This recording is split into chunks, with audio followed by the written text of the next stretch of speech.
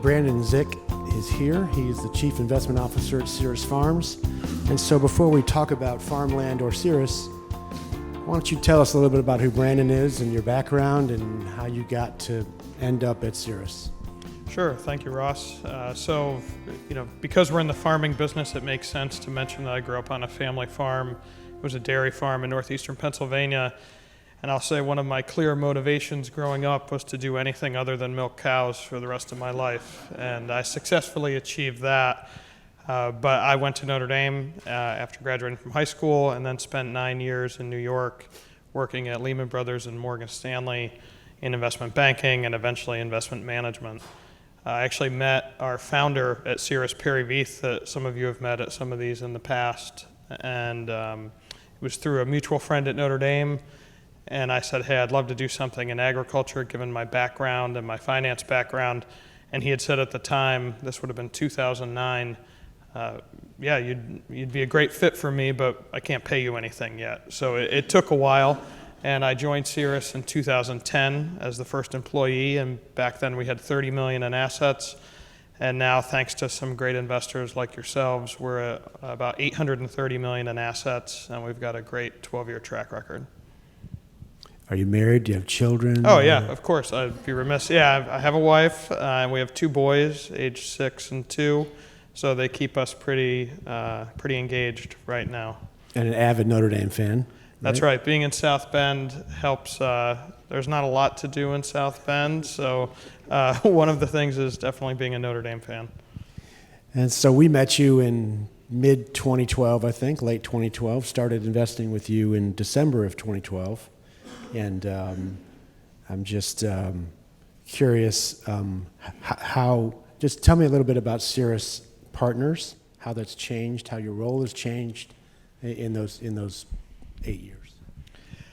Yeah, Ceres, so it was started by our founder, Perry Veith, back in 2005. He was a fixed income money manager in Boston for Panagora Asset Management. He didn't have much of a farming background at all, but he did grow up in Wisconsin, so he'd like to tell you he had an interest in land. But back in 2005, he was looking to get his own personal money out of paper and into hard assets, and hard assets specifically that generated some significant income. So he started investing on his own in 2005 and 6. And then as 2007 came along, he had more friends and family that had a lot of interest in the space. So he launched Ceres Farms, our evergreen commingled fund that we still manage today. When I started being the first employee, I spent most of my time on the road, meeting with farmers, sourcing potential land deals, doing farm improvements and other projects, and then all of the leasing and ongoing tenant relationship management. Luckily, I still get to do a lot of that today. Our portfolio management team has grown to 7. Everyone on our team has a similar background to me. They all grew up on family farms. They worked in finance or trading or accounting at some point in their career, so they understand what it means to be a fiduciary. But we work directly with all of our farm tenants. We think that outsourcing any of that is a big mistake long term, and when you have a real asset, even though it is dirt and it's not going to go anywhere, you really need to be hands-on with it and work directly with the farmer. So while we've grown, our strategies really remain the same. We do have a separate, smaller private equity fund that I manage now as well that invests more in agribusinesses as opposed to real estate.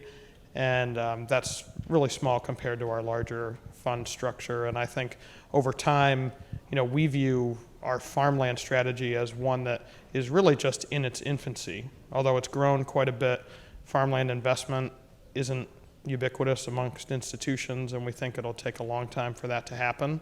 So we're really excited. Although this is our 12th year of doing this, we think we're still in only the 2nd or 3rd inning of where we could take it. 80% in Indiana, pretty much, you think, 3/4 at least? So Indiana represents about 50,000 acres in our portfolio out of 130,000 acres. We have a big focus, and we have a map we can share with you that shows you where all of our farms are located. We really like the Midwest. It's not because we just like driving in the Midwest. It's an area that has the best soils, the best water, and because we're not farming the land ourselves, we don't want to take all that direct operational risk. you want to have an area with a lot of really competitive family farmers that want to pay rent, they want to grow. In other regions of the world, the Southeast, the Mississippi Delta, you have much larger farms. I would consider them higher risk because you have more water risk. One of the things that we really think makes a big difference is a winter freeze tends to take care of a lot of pests and weeds.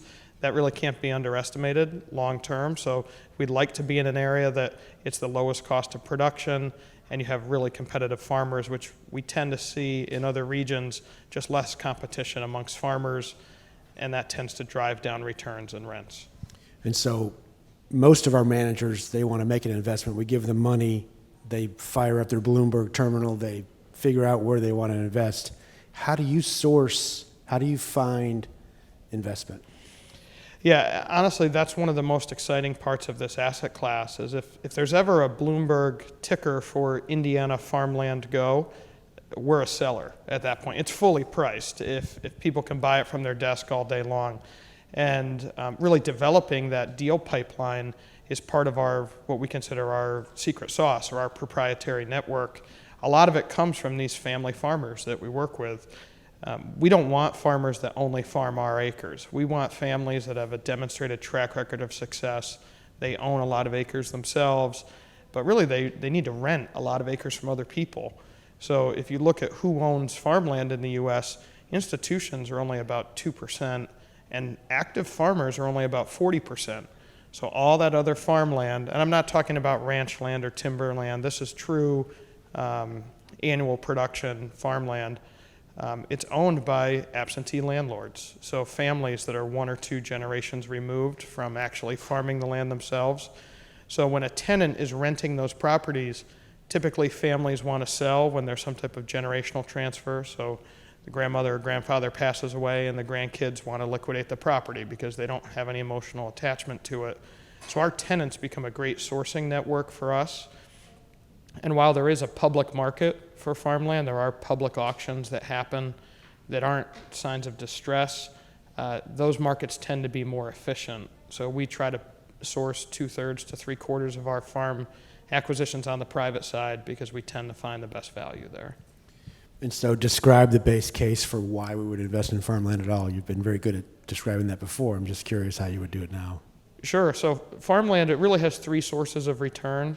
The first is income, and we really use that income as our buy signal. So we're not interested in buying a property if it can't produce a minimum of 5% cash-on-cash income. So that's not being levered up. It's really the cash we pay for the farm and the cash rent we receive. If it's not at 5%, we're really not that interested.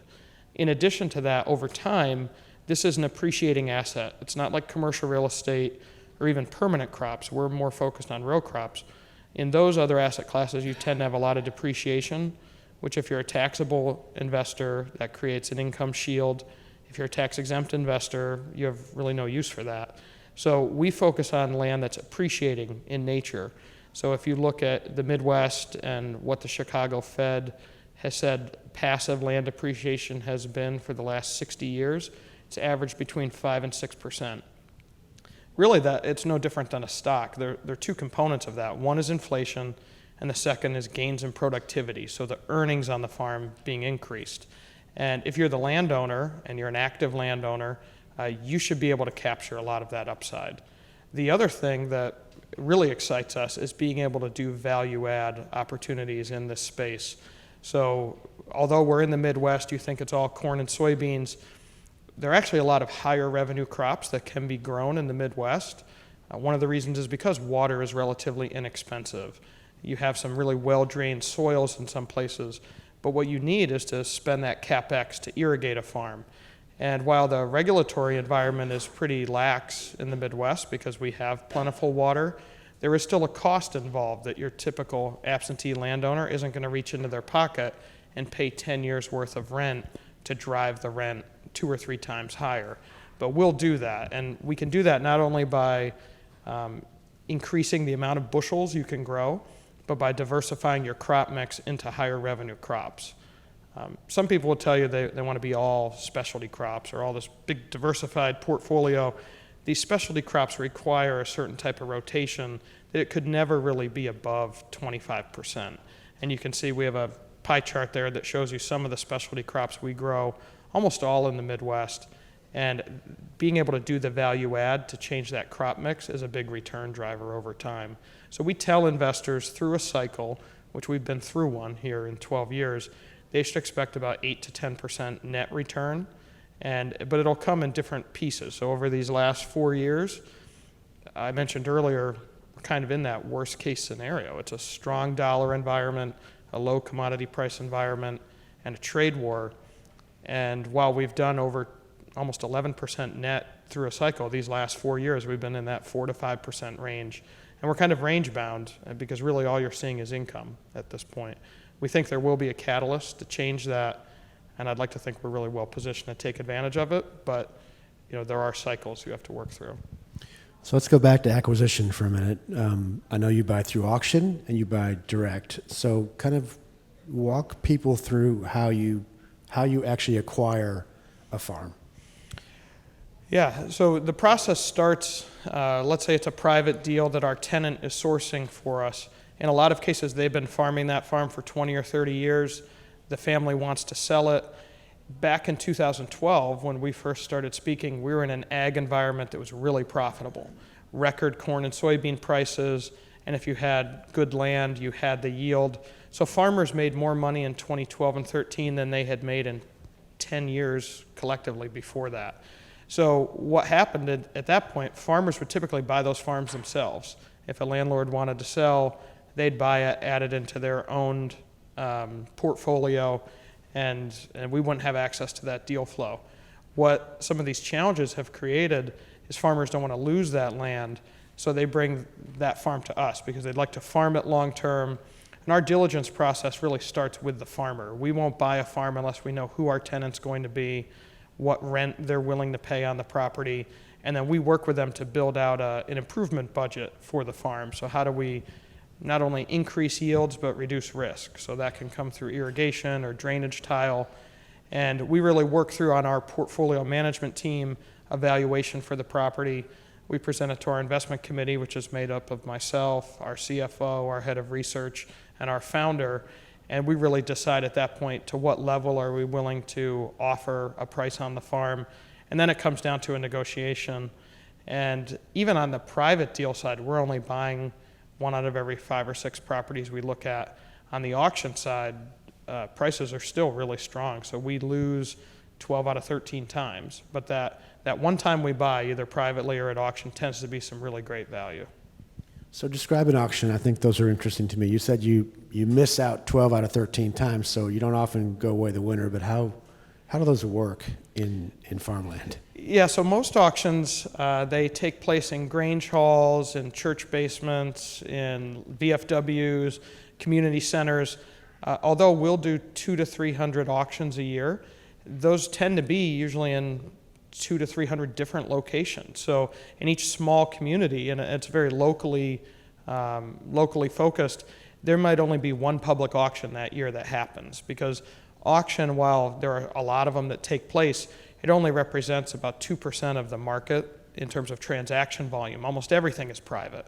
So if you're at a public auction, it's a chance for everyone in the community not only to come and potentially bid on a farm, but to essentially evaluate, well, what's their portfolio worth? Because most of them own some farmland on an absentee basis. So we go to these auctions. Typically, we're bidding against local farmers. If we see another institutional investor there, we're not going to be the buyer because we have a higher return target than just about everybody else in this space. So we want to focus on doing a roll-up or the institutional roll-up that'll happen. In equities, everyone has the same access to the same securities at the same price every day, and it's really just a decision on do they think there's value there or not. In farmland, having access to the deal flow in the first place, even at a public auction, is not a given. You have to be there. So you have to drive, in some cases, 200 or 300 miles to a little VFW at 10 a.m. to make sure you're there for that auction. And even if, in some cases, we think our probability of buying is very low, you have to be there because there may be value that day. And so what are the risks in farmland that you worry about, either just currently or just overall as an asset class? How do how do you rank those, and what worries you right now? So to start, farmland is really, it's a real estate asset class. So like in any other real estate, you make it on the buy side. If you overpay for a property, you're always going to be behind the 8 ball. So our view has been, by using that 5% cash on cash target, the market for farmland in the Midwest typically trades at about 3%. So if we can buy at a 5%, we're buying some pretty deep value. So that gives me a lot of comfort to start with. What I don't like to see is a lot of money crashing into the market if we still want to grow. If we're a seller, then we want everyone in there, lots of buyers, lots of bidders. But unfortunately, in any asset class, when return expectations go up and people flood their way in, there are going to be a lot of losers in that space. And farmland is a relatively new asset class. We've been doing it for 12 years. The people that really first started institutionally owning farmland started in the early 90s. It came out of insurance companies and different bank portfolios that took over properties in the 80s. But there have been a lot of new people that have raised private equity funds, certainly not to the extent that private equity in general has raised so much money that's sitting on the sidelines looking for deals. In farmland, there have been a few $1 billion raised in the last few years that they tend to all chase the same types of properties. We don't want to compete with them. They're looking for the really large $30, $40, $50 million at a time type transactions. We're trying to actually aggregate farms over time and build those up.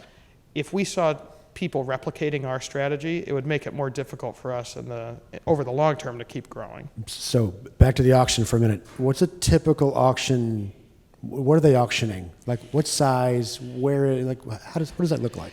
Yeah, so auctions, they can range in size. So we were at an auction a few years ago in Illinois that was a $56 million transaction. It was 2 4,000-acre farms. That is the exception. Typically, these farms trade between $1 million and $2 or $3 million in value. They can be a few hundred acres to 500 acres. And they tend to be, like I said, very local. So when you have one of these public auctions, it's typically just the neighboring farmers bidding on it. And then when we're there, we can kind of look across different regions and try to find value. So for us, it's important to have that tenant network.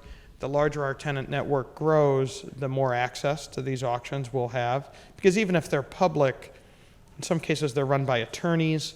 We did go to an auction in Kentucky that was held in Rupp Arena. So they can be very large. That was a $30 million farm. We didn't buy it, but it tends to be highly inefficient. And if you talk to other managers and other asset classes, they think this is kind of a colloquial joke or something that, wow, that's cute that you guys have these little auctions that you go to. And then you realize that it's real money, it's real returns, and it's highly inefficient. When other asset classes are fighting over 5 to 10 basis points, we talk about beating our index by 250 basis points every year that we've been investing. So I think that'll have to go down over time as returns get driven down.